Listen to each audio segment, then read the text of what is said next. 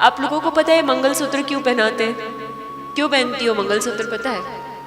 हाँ, क्यों पहनती हो?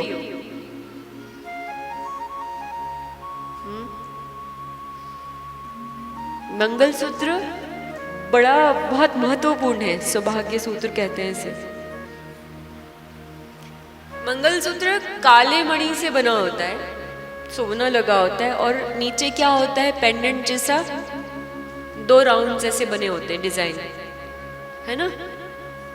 टेक्निकली उसी को मंगलसूत्र कहा गया। आजकल फिर कितनी डिजाइनें कर लो, वो अलग बात है। एक तो ये इस चीज को दर्शाता है कि आप किसी की लक्ष्मी ऑलरेडी हैं, हाँ? किसी की श्रीमती ऑलरेडी है, मिस नहीं है, मिसेस है। और वो जो 2 कटोरी नुमा गोल गोल सोने की वो बनी रहती है डिजाइन, उसमें पेंडेंट जैसी, वो जो है उसको बताया गया है, उसका मान ऐसा है कि वो आपके स्वामी के चरण विंद की निशानी है। आपके पति के 2 पैर आपके हृदय में है। हमने अभी राधा की कथा तो इस बार कथा में नहीं सुनाई, तो राधा रानी की कथा आती है जो इस भागवत का नहीं है हिस्सा, हम शॉर्ट में आपको सुना देते हैं। एक बार की बात है कि राधा जी जब गोकुल से जब कृष्ण चले गए थे तो सब रो रहे थे, राधा नहीं रोई थी। सबने रोका था, राधा ने नहीं रोका था। क्योंकि प्रेम आपको बल देता है, आपको तोड़ता नहीं है, आपको कमजोर नहीं करता है। तो अगर राधा रोती, राधा कृष्ण की शक्ति है। राधा की एक कथा अभी आएगी देवी भागवत में कि कृष्ण में से ही राधा का प्राकट्य है, वो वाली एक कथा कदाचित कल।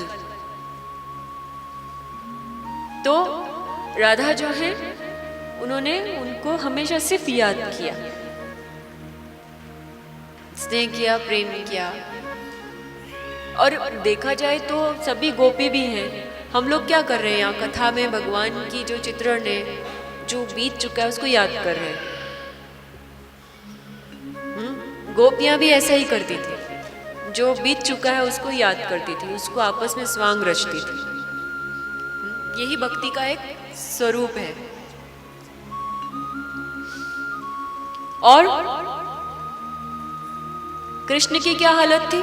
कृष्ण गए, उन्होंने कंस को मारा, अपने माता पिता को, देवकी को, वसुदेव को मुक्त कराया, फिर वहां पे वो रहने लगे। पलट के फिर गोकुल नहीं गए, वहीं रहने लगे। और उसके बाद में सारी घटनाएं जो हमने कृष्ण के विषय में पता है, वो सारी घटनाएं घटी जो हमने भागवत में देखी है या कृष्ण की जीवनी में देखी है। उनका विवाह रुक्मणी से हो गया। रुक्मणी उनकी पटरानी, 8 पटरानियों में से मुख्य रुक्मणी। और क्या हुआ, जब वो कृष्ण रात को सोए, करवट ले, कहते हैं नींद में जिससे बहुत प्रेम हो उसी की बात निकलती है। किसी का सच जानना हो तो वो बहुत गहरी नींद में हो, उसको चिकुटी भर दो, चिमटी भर दो, उसके मुंह से जो भाषा निकलेगी वो उसकी मातृभाषा होगी। अगर आपको ना पता चले, वो पता चला रहा है कोई बहुत गहरी नींद में हो और उसको आप डिस्टर्ब कर दे, नींद को चिमटी भर दे, तो जो भी निकले, जो भी शब्द निकले, माँ, माता, मम्मी, और अभी तो और शॉर्ट कर दिया मॉम, और शॉर्ट होता जा रहा है। हाँ? संकीर्णता जितनी मन में, उतनी रिश्तों के संबोधन में और उतनी रिश्तों में होते जा रहे हैं। तो कृष्ण जो है वो जब भी पलटते थे, करवट लेते थे, तो उनके मन से, उनके भीतर से एक ही आवाज आती थी, राधा राधा राधा। कृष्ण नींद में उनको पता नहीं चलता था, पर उनके मुख से राधा निकल जाता था। अब भाई कोई भी पत्नी हो, चाहे वो रानी हो, हाँ, उसकी ऑलरेडी इतनी सारी रानियां, उस पर से भी कृष्ण किसी और का नाम ले रहा है, तो उसको बुरा तो लगेगा, बनी बात है। तो रुक्मणी को बहुत गुस्सा आता था, बहुत बुरा लगता था, वो कुछ कह नहीं पाती थी मर्यादा की वजह से। तब क्या हुआ, एक बार जो है कुरुक्षेत्र में कहते हैं राधा एक ही बार मिली कृष्ण से, गोकुल के बाद कुरुक्षेत्र में मिली। कुरुक्षेत्र में मिली जब ये युद्ध चल रहा था, धर्म युद्ध चल रहा था पांडवों का कौरवों का। उस वक्त जब इनके तंबू लगे थे, तब जो है रुक्मणी जी भी वहां पर थी और यहाँ से राधा रानी पहुंची गोपिन के संग कि चलो कृष्ण के दर्शन कराते हैं, पास ही है। तो वो दर्शन करने के लिए गए। तो कृष्ण तो अपना युद्ध पे चले जाते थे, इधर रुक्मणी को पता चला कि कृष्ण है, राधा है, राधा आई है। अच्छा राधा आई है, तो इतने साल का उनका जो गुस्सा था वो बाहर आने लगा। देखूं तो से ये है कौन, क्या वो बहुत सुंदर है क्या? कि रुक्मणी जी खुद बहुत सुंदर है, साक्षात लक्ष्मी का स्वरूप है। तो बहुत सुंदर है रुक्मणी जी, बहुत कहते हैं बहुत ही सुंदर। तो बोले मुझसे सुंदर है क्या राधा? देखो तो सही कि मेरा कृष्ण उसका नाम क्यों लेता है। ऐसा क्या है जो वो छोटे में मिली थी राधा और इतने साल से अब मिले तो नहीं है, वो तो पता था, लेकिन ऐसा क्या है? और एक बार तो रुक्मणी जी ने हद ही कर दी थी, कृष्ण के पीछे ना जासूसी लगा दी। कृष्ण जब पूजा करने जाते थे तो वहाँ पर उन्होंने पीछे पीछे उद्धव को भेज दिया था, जाओ देखो क्या करते हैं इतनी देर अंदर, पूजा किसकी करते हैं। ये पत्नी महारानी को सब पता होता है, न पता हो तो पता लगा लेती है, ये इनके प्रकार है। तो पता लगा लिया, हाँ मुस्कुराओ, देखो पता लगाने वाली बैठी है। हर घर की कथा है ये, तो भगवान जो है हर घर की कथा है। तो रुक्मणी जी ने उद्धव को कहा, उद्धव ने वैसे तो कुछ खुल के नहीं बताया, पर ये बताया कि भगवान जो है पता नहीं क्या करते हैं, पर कुछ रो रो के निकलते हैं, आंखें उनकी लाल होती हैं। पूजा से जब बाहर निकलते हैं तो कृष्ण की आंखें लाल होती है रो के। बोले अरे पूजा करने जाते हैं, भगवान को प्रसन्न करने जाते हैं कि भगवान के सामने रोने जाते हैं? राजा हो के कोई रोता है क्या? राजा नहीं रोते। राजा कैसे रो सकता है? राजा रोएगा तो प्रजा का क्या होगा? तो और जासूसी लगवाई तो पता चला कि वो किसका नाम लेके रो रहे हैं। तो बोले वो राधा बोल बोल के रोते हैं। तो जितना बचा कुचा था और गुस्सा चढ़ गया। रुक्मणी जी से तो कोई बस उस समय कुछ कहेगा, आप लोग अंदाजा लगा लीजिए क्या हुआ होगा। तो उनको बहुत गुस्सा था कि पूजा के बहाने से जाते हैं, मंदिर में बैठते हैं, पूजा नहीं करते और राधा राधा बोल के रोते रहते हैं। ये है क्या राधा में? कुछ राधा ने कोई जादू टोना कर रखा है क्या? इसका नाम लेके कृष्ण रोते हैं। और रात में सोते समय भी ऐसा है, करवट बदले तो मुंह से राधा निकलता है। नींद में होश तो होता नहीं है, मुंह से निकल जाता है राधा। अब ये राधा आई है और रुक्मणी जी को पहला मौका मिला कि राधा से मिल ले। तो अपनी दासी को बोला जाओ और राधा को बोलो कि कृष्ण महारानी रुक्मणी ने बुलवाया है। दासी गई, दासी ने जाके राधा की खेमे में जाके बोला कि आपको जो है महारानी जी ने बुलाया है, याद किया है। तो राधा ने तो जैसे ध्यान ही नहीं दिया, जैसे कोई आया ही नहीं। दासी बोल बोल के वापस आ गई, उसको कोई इंपॉर्टेंस ही नहीं दी, कुछ रिएक्शन नहीं। राधा अपनी मस्ती में मस्त, कुछ उसने रिएक्शन नहीं दिया। तो इधर रुक्मणी जी का गुस्सा और पारा चढ़ गया। एक तो महारानी के ऊपर से पति की प्यारी, वो भी इस तरह से। तो सोचे बनी बात है कि उनका गुस्सा जेन्युइन था।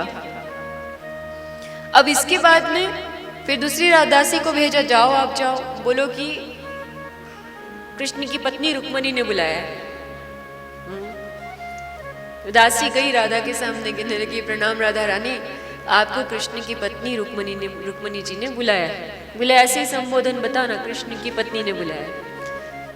तो ऐसे ही संबोधन जाके दासी ने दे दिया, बोले ऐसे से उन्होंने आपको बुलाया है। राधा ने कोई जवाब नहीं दिया। अब जब कोई जवाब ना मिले तो बनी सी बात है कि सामने वाले का पारा और चढ़ता जाता है, तिल मिला जाता है सामने वाला, उसको समझ ही नहीं आता है क्या करना है। तो रुक्मणी जी की भी ये हालत है। एक तो दासियों के सामने भी नजर झुक रही थी कि अरे हमारे ऑर्डर पे आई नहीं, ऐसे कैसे हो सकता है, ये है कौन, राधा है कौन, इसकी इतनी मजाल, मैं रानी हूं, मैं कृष्ण की पत्नी हूं और मैं बुला रही हूं और ये आ नहीं रही है। बड़ी ढीठ है। अब तो क्या करें, कैसे बुलाएं, अब खुद जा भी नहीं सकती, महारानी है तो कैसे जाए, अब इनके प्रोटोकॉल्स बड़े होते भाई, जा भी नहीं सकती। तब क्या करें, तो बोले कि एक जो दासी थी उन्होंने थोड़ी सी बात कान में डाल दी। बोले अगर मेरे प्राणदान हो, आप गुस्सा ना करे तो मैं एक बात बताऊं। गुस्सा तो था ही, बहुत बनी सी बात थी। बोले बोलो। बोले वो ऐसे नहीं आएंगी। बोले फिर कैसे आएंगी। बोले अगर आप उनको ये कह दें कि कृष्ण का चरणामृत है तो वो आ जाएंगे। तो बोले इतनी देर से क्यों नहीं कहा, जाओ जाके तुम ही कहो कि कृष्ण का चरणामृत यहाँ पे मिल रहा है। तो ये दासी गई और उसने सिर्फ इतना कहा कि कृष्ण का चरणामृत फला जगह पर मिल रहा है। तो राधा जी कहते हैं नंगे पैर दौड़ी थी, अपनी चप्पल पादुका जूती कुछ नहीं पहनी, भागी रुक्मणी के खेमे की तरफ और कहने लगी लाओ लाओ मुझे जल्दी से दो चरणामृत। क्योंकि इतने साल का वियोग था उनका भी प्रेम प्रबल था। अगर कृष्ण याद कर रहे थे राधा को, तो कहीं ना कहीं राधा तो जी ही कृष्ण के लिए रही थी, इसके तो श्वास श्वास पे कृष्ण था। कृष्ण बिना राधा और राधा बिना कृष्ण आधा, ये लोग पूरे ही एक दूसरे से होते हैं, एक दूसरे की ये शक्तियां हैं। तो बोले क्या करें अब, वो रुक्मणी जी तो एकदम गुस्से में आ गई। बोले देखो ये चरणामृत के लिए आ गई और वैसे नहीं आ रही थी, सारा गुस्सा इकट्ठा उन्होंने कहा हाँ देते हैं। एक दासी को कहा कि बहुत खौलता हुआ उबलता हुआ दूध लेकर आओ और चांदी के पात्र में लाना और इसको दे दो कि चरणामृत है। चांदी के पात्र में रानी एकदम उबलता हुआ दूध लाई और उसको राधा को दे दिया। चांदी की खासियत ये होती है कि उसमें जितना गर्म बाहर है गैस पर चूल्हे पर, उतना ही गर्म चांदी में भी रहेगा। चांदी में तापमान बदलता नहीं है बहुत जल्दी, तापमान वही रहेगा जो बाहर है। जितना ठंडा डिग्री बाहर है उतना ही ठंडा चांदी के पात्र में रहेगा कुछ देर तक। ये चांदी की खासियत है। तो एकदम उबलता हुआ दूध, यानी आप समझिए कि क्या हुआ होगा। तो उबलता हुआ दूध दे दिया और राधा रानी आराम से गटक गई, उनको कुछ हुआ ही नहीं, क्योंकि वो तो कृष्ण का चरणामृत था। तो जैसे हम लोग चरणामृत लेते हैं वैसे वो भी चरणामृत लेके पूरा का पूरा कटोरे में जितना दुग्ध था उसका पान कर लिया और धन्यवाद धन्यवाद अहोभाव अहोभाव करते करते वहां से वापस अपने खेमे में चली गई। रुक्मणी जी को कुछ समझ नहीं आया, बोली बड़ी अजीब है, इसको कुछ भी नहीं हुआ, ये जरूर कुछ जानती है जादू टोना, इसको कुछ इतने उबलते दूध से इसको कुछ नहीं हुआ, पी गई पूरा, रुके भी नहीं। वो जब आपके मन में शक होता है ना तो आप कुछ भी कल्पना कर सकते हो और कुछ भी कल्पना लग जाती है कहीं पर भी कि हाँ ऐसा ही होगा या ऐसा ही होगा, और होता कुछ भी नहीं है। कहीं कहीं सच्चाई भी होती है। राधा कृष्ण की प्रेम की सच्चाई थी, उस सच की, उस प्रेम की ताकत थी।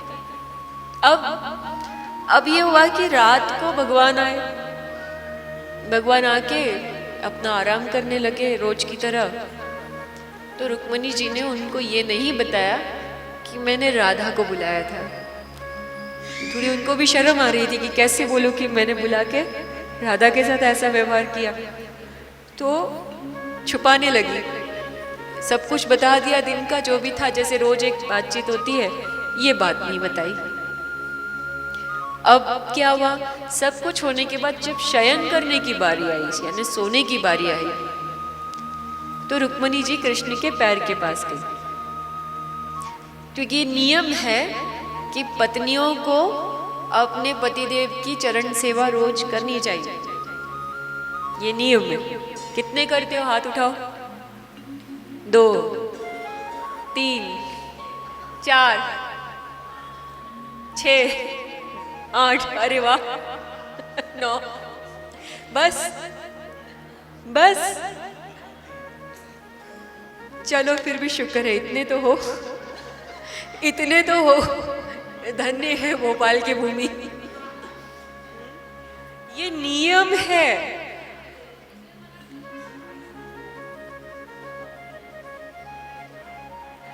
अब आपस में डिस्कशन बाद में कर लेना, हाँ, आपस में डिस्कशन बाद में करना।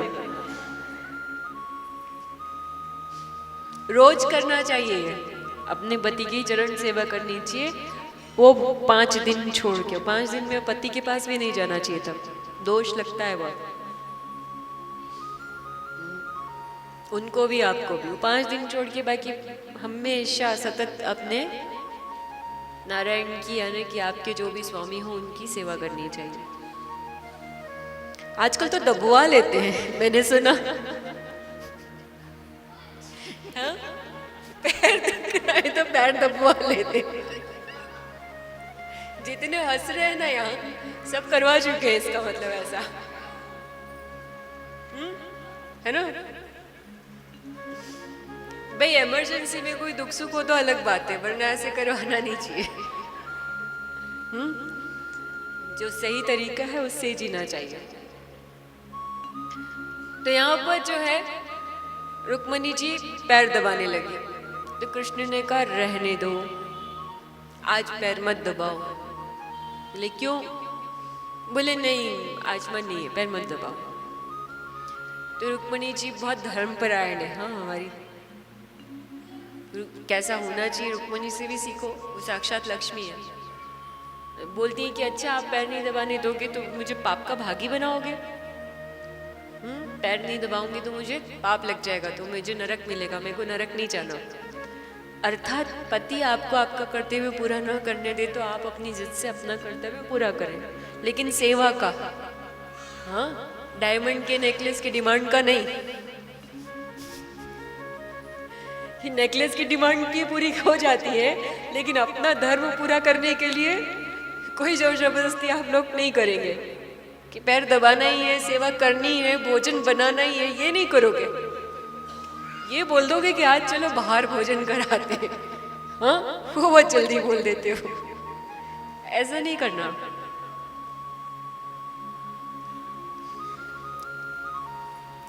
तो यहां पर जो है जिद करके उन्होंने उनके पैर पे हाथ लगाया। कृष्ण के पैर में चोट लगी थी, कृष्ण के पैर में छाले थे। छाले भी कोई हाथ लगाए तो बहुत दुखता है। हमको छाला हो चुका है इसलिए पता है, छाला बहुत दुखता है भयंकर तरीके से। तो वो हाथ लगाए, कृष्ण में पैर साइड साइड करते रहे, और फिर फाइनली उन्होंने कृष्ण का पैर पकड़ा तो कृष्ण के मुंह से ऊक करके दर्द निकल गया। बोले अरे क्या हुआ? देखा तो बड़े बड़े छाले, भगवान कृष्ण के पैर में बड़े बड़े छाले। बोले अरे आप अर्जुन के साथ युद्ध भूमि में उसके सारथी बन के गए थे या वहां पर कुछ और करने गए थे? आपके पैर में छाले कैसे आ गए? अपना अधिकार पूरा इनके पास रहता है पूछने का, कैसे आ गए छाले, चोट कैसे लग गई, हाँ, शर्ट पे लिपस्टिक का दाग कहां से आ गया? सही है, पूछना भी चाहिए। बोले कहाँ से ये पैर में छाले कैसे आए? तो कृष्ण ने कहा जाने दो, छोड़ो, आप कहो कि आपने और क्या आज क्या क्या दिनचर्या रही। तो रुक्मणी जी बोले आपको दिनचर्या की पड़ी है, आपके पैर में चोट लगी है, छाले आ गए हैं इतने बड़े, आपको तकलीफ हो रही होगी, कुछ लगाना है, उस पर मरहम लगा दो। बोले रहने दो, तुम लगा चुकी मरहम। अब रुक्मणी जी को और अचंबा हो कि आज कृष्ण ऐसे क्यों बात कर रहे हैं, रूठे रूठे से क्यों है। ये टॉन्ट और कमेंट की भाषा बहुत कुछ कह देती है। बोले रूठे रूठे क्यों है कृष्ण, ऐसा क्यों कह रहे हैं? बोले अच्छा आप पहले ये बताइए कि पैर में छाले कहाँ से? उनको लगा कि शायद गुस्से के कारण छाले में दर्द हो रहा है इसलिए कह रहे हैं। तो बोले ऐसे क्यों कह रहे हो, पहले बताओ छाला कैसे हुआ? तो बोले आपको पता है। तो रुक्मणी जी और चकरा गई, बोले मुझे पता है? बोले हाँ आपको पता है। बोले मुझे नहीं पता है भाई, आप बताओ तो सही। बोले आपको पता है मुझे छाले क्यों है? बोले मुझे नहीं पता है, आप बता दीजिए। 2-4 बार ऐसी बात हुई, फिर उसके बाद कृष्ण ने कहा अच्छा बता आज कौन आया था? तब तक भी इनकी ट्यूबलाइट चालू नहीं हुई रुक्मणी जी की। वो कोई चीज छुपाना हो तो वो बहुत जल्दी याद थोड़ी आती है, वो तो अपने हिसाब से याद आती है। तो रुक्मणी जी की ट्यूबलाइट नहीं चालू हो रही थी।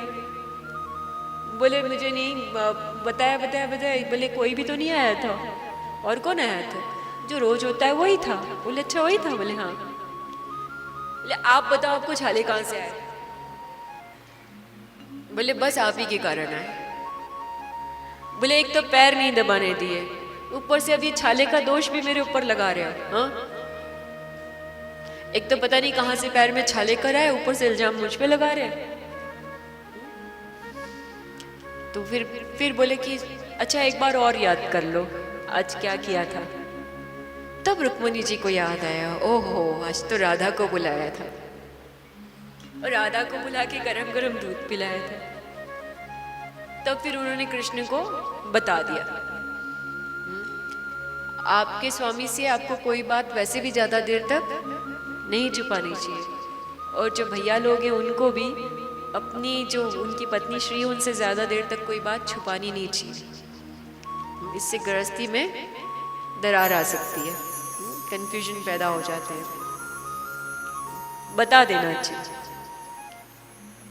तो फिर उन्होंने बता ही दिया। बोले माफी मांगते हुए कि हाँ ऐसे ऐसे है, आप जब देखो जब आप राधा का नाम लेते थे मुझे बहुत गुस्सा आता था, तो मैं वो राधा को देखना चाहती थी, वो राधा आ नहीं रही थी तो मुझे और गुस्सा आया, और वो जब आई ऐसे कहने पर तो इसलिए मैंने उसे गरम गरम दूध पिलवा दिया आपका चरणामृत कह के। लेकिन उसको तो कुछ नहीं हुआ, आपको छाले क्यों हो गए? दूध पिया उसने, छाले हुए आपको, ये चक्कर क्या है? तो बोले कि राधा और मेरा प्रेम ही ऐसा है, मैं अपने हृदय में जो है राधा के चरणों को रखता हूँ। कृष्ण भगवान अपने हृदय में किसके चरण रखते हैं? राधा रानी के। और राधा जो है वो अपने हृदय में मेरे चरण को धारण करके रखती है। इसलिए जैसे ही उन्होंने दूध पिया तो जैसे दूध उनके फूड पाइप तक से सीधे जाता है ना पेट तक, तो जैसे ही उनके हृदय से होता हुआ गुजरा तो वो दूध मुझे गरम गरम मेरे चरणों को लग गया, इसलिए मेरे पैर में छाले आ गए। प्रेम ऐसा होना चाहिए। तो आप लोगों का भी घर में जो आप लक्ष्मी नारायण हो, मतलब घर के भरदार हो, उसका प्रेम ऐसा होना चाहिए। प्रेम ऐसा होना चाहिए। प्रेम आसक्ति वाला नहीं है। आसक्ति वाला प्रेम तो ठीक है, एक सीमा तक खत्म हो जाता है वो एक सीमा के बाद जो है वो स्वार्थ हो जाता है। क्यों? पत्नी को ये करना है, बच्चों का भरण पोषण करना है, पत्नी को भी ये है कि हाँ मुझे भोजन बनाना है, मुझे देखभाल करनी है। एक सीमा के बाद वो सिर्फ मैकेनिकल एक चीज, एक आर्टिफिशियल चीज हो जाती है। उसके भीतर की पवित्रता, सच्चाई, रुझान, गहराई, प्रेम फिर वो कम हो जाता है रिश्तों में। और तभी क्या होता है, शुरुआत होती है तू तू मैं, और उसके बाद हु आर यू, आप कौन हो, वहां तक पहुंच जाते हो। कुछ लोग तो कोर्ट तक पहुंच जाते हैं, घर के बाहर पहुंच जाते हैं, कोर्ट तक। ऐसा नहीं होना चाहिए।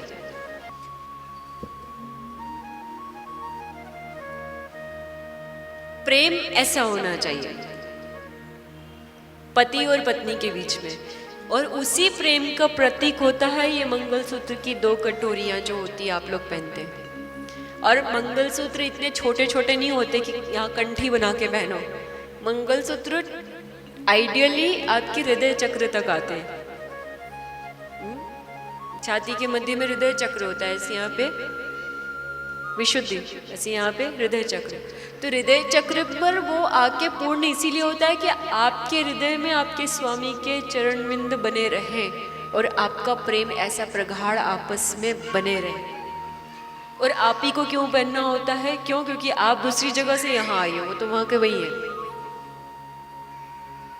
इसलिए।